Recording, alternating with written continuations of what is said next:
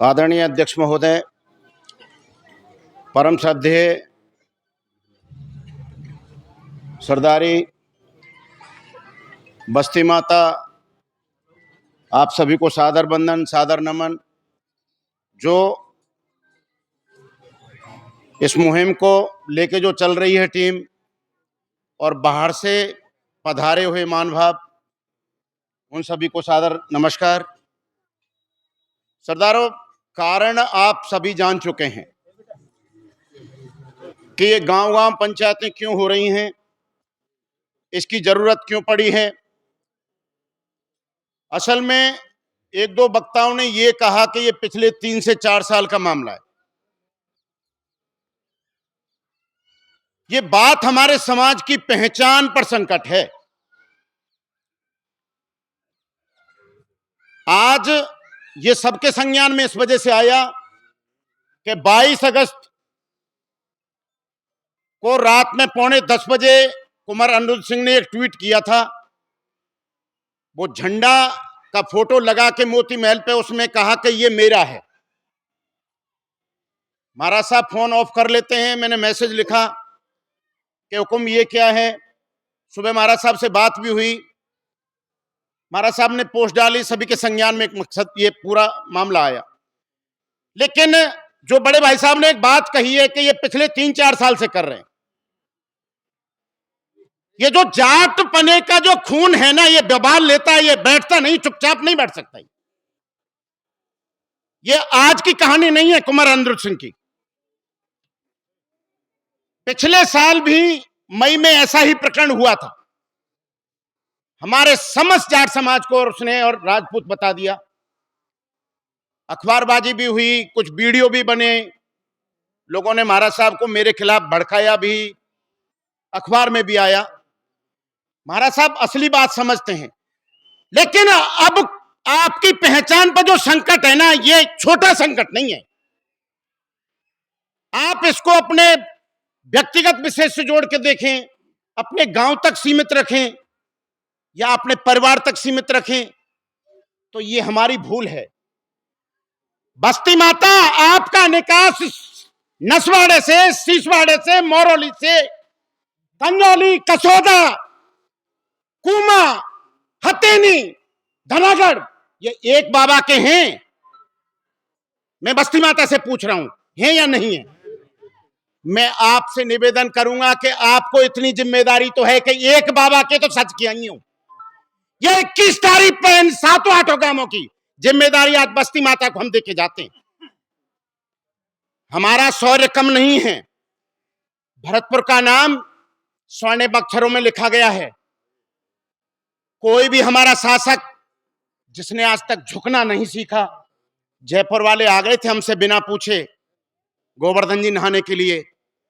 मेरे गांव के बगल में एक रसिये की पहाड़ी पड़ती है, वहां 100 सैनिक गए महाराजा सूरजमल के और उनको धरपटक लिया।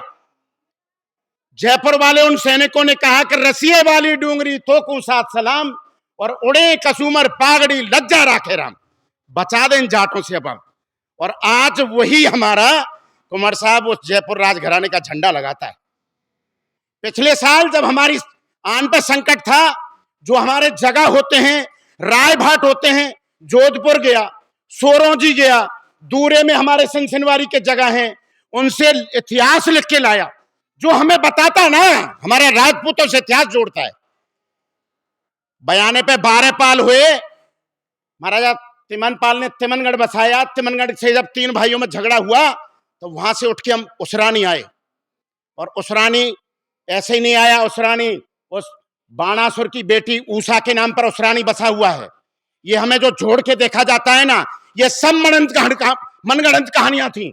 जाटों के पास इतिहास लिखने वाले नहीं थे, हमारा तो काम लड़ना था। लेकिन सरदारों, ये बहुत पुरानी बातें हैं। मैं आपको, जो चाहे युवा है, चाहे बुजुर्ग हैं, चाहे हमारा कोई छोटा बच्चा है, मैं तो आज इस धरा पे, ये पंचथल है, यहां नूर उतरता है, यहां आदमी दिल से बात करता है।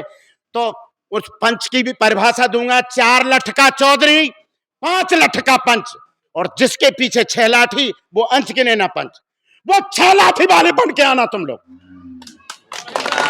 ऐसे अनुरोध हजारों घूमेंगे।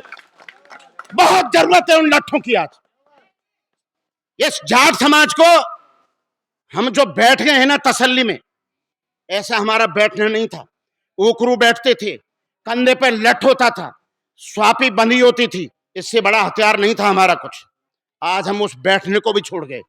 हम हमारी पूरी पहचान को अपने आप ही खुद ही हम कमजोर करने पर तुले हुए हैं। भरतपुर कमजोर हुआ है जब से हमने महाराजा विश्वेंद्र सिंह जी को कमजोर नजर से देखना शुरू कर दिया है। वो शेर कम नहीं था, दोनों हाथों से तलवार चलाता था। हर वर्ग को उसने साधा है, हर वर्ग का ख्याल रखा है।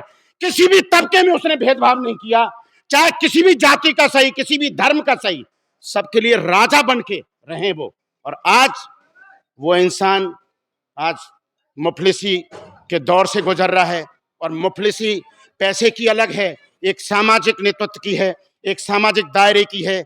मैं आप सभी से निवेदन करूंगा, हे कुमा बस्ती, आप इस चीज को थोड़ा सा संज्ञान लें, हल्के में मत लेना। एक जना 1000 लाना, और उस दिन की चिंता मत करो कि आगे क्या होगा। आगे तो बैठा है ना।